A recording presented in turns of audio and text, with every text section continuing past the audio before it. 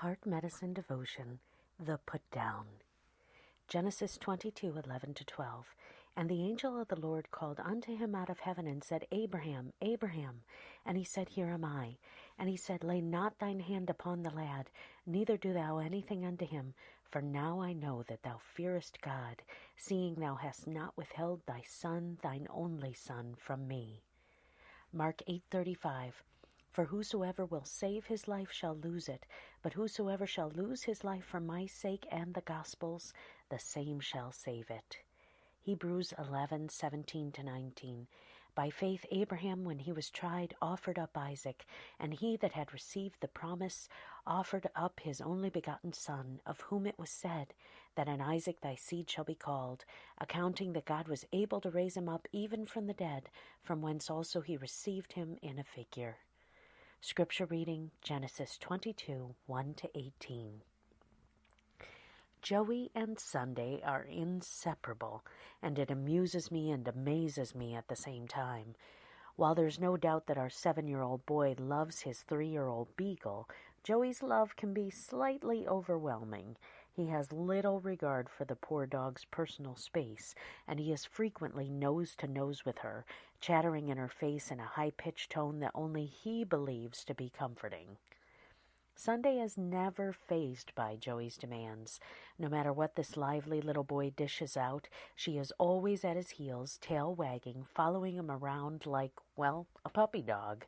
She will gladly sacrifice her personal space, her comfort, and even her dignity, because Joey is everything to her. In all honesty, I long to be that devoted to God.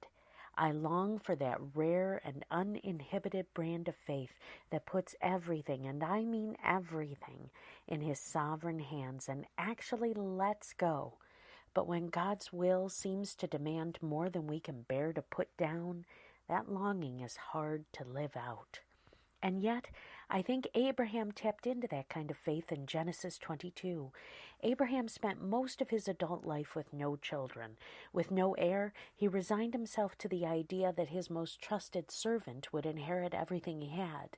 But God still promised Abraham descendants that would outnumber the stars.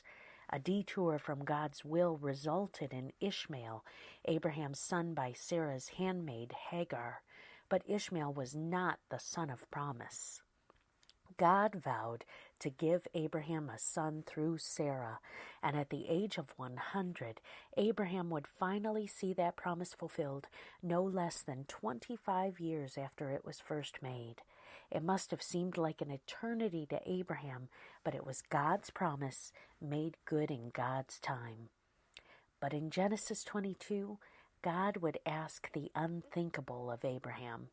First, God had asked Abraham to let go of Ishmael, sending the boy and his mother Hagar away.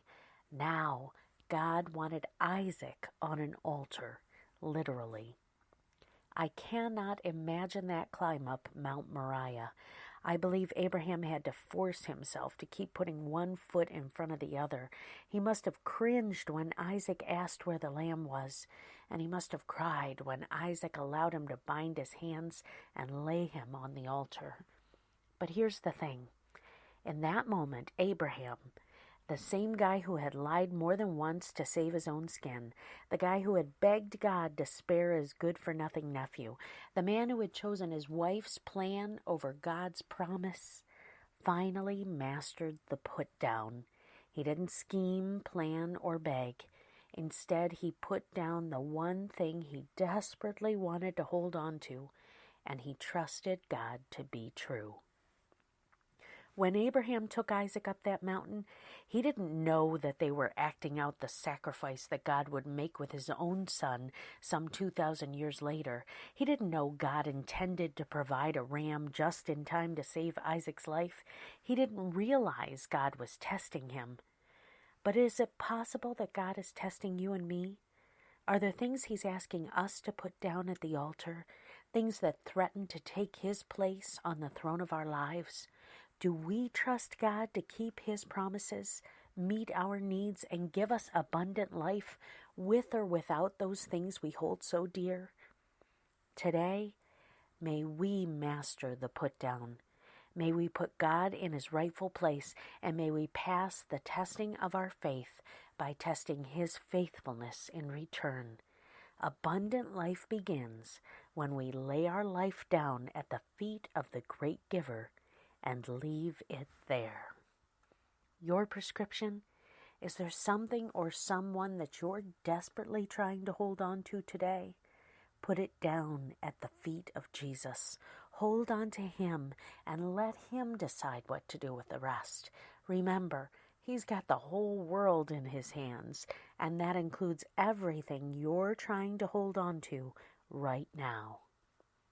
God bless you.